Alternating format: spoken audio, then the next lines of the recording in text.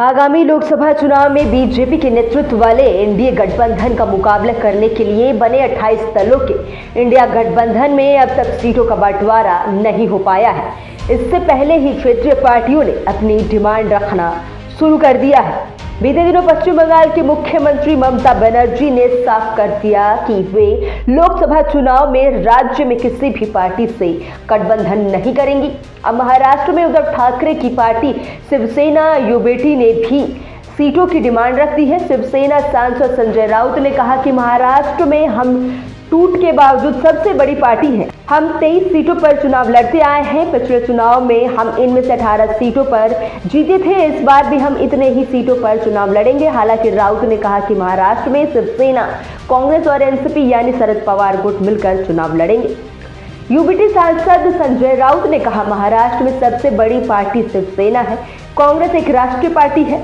हमारी बात कांग्रेस के बड़े नेताओं के साथ अच्छे रूप से चल रही है। हमने कहा कि हम महाराष्ट्र में लोकसभा चुनाव के लिए हमेशा 23 सीटों पर लड़ते आए हैं। हमने पहले तय किया था कि जो जीती हुई सीटें हैं उन पर बाद में बात होगी। कांग्रेस ने महाराष्ट्र में कोई भी सीट नहीं जीती है। कांग्रेस महाराष्ट्र में 0 से शुरुआत करेगी, लेकिन कांग्रेस महाविकास आघाड़ी में हमारा महत्वपूर्ण साथी है। महाराष्ट्र में कांग्रेस, एनसीपी, शिवसेना मिलकर काम करेगी और इससे हमें एनसीपी या कांग्रेस हाईकमान को कोई तकलीफ नहीं है। उन्होंने कहा कि इंडिया गठबंधन का चेहरा कौन होगा यह मिलकर तय किया जाएगा। इतना ही नहीं, राउत ने राहुल गांधी की भी तारीफ की। उन्होंने कहा, राहुल गांधी में पीएम बनने के सारे गुण हैं। वहीं नीतीश के नाराज होने की खबर पर राउत ने कहा कि नीतीश कुमार ने खुद मना किया है कि उनकी किसी पद की कोई इच्छा नहीं है।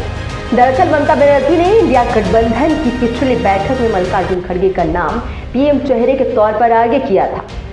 खबर है कि ममता के इस ऐलान के बाद नीतीश कुमार नाराज हो गए थे और वे प्रेस कॉन्फ्रेंस में हिस्सा लिए बिना वापस लौट गए थे। बीते दिनों ममता बनर्जी ने साफ कर दिया है कि पश्चिम बंगाल में वे किसी के साथ गठबंधन नहीं करेंगी। उन्होंने कहा, इंडिया गठबंधन बीजेपी के खिलाफ पूरे देश में लड़ेगा, लेकिन बंगाल में वो अकेली बीजेपी के खिलाफ लड़ेंगी। वे न तो कांग्रेस और न ही वाम दलों के साथ गठबंधन करेंगी। इतना ही नहीं, ममता बनर्जी ने पश्चिम बंगाल में वाम दलों और कांग्रेस पर बीजेपी के साथ मिलीभगत करने का आरोप लगाया था।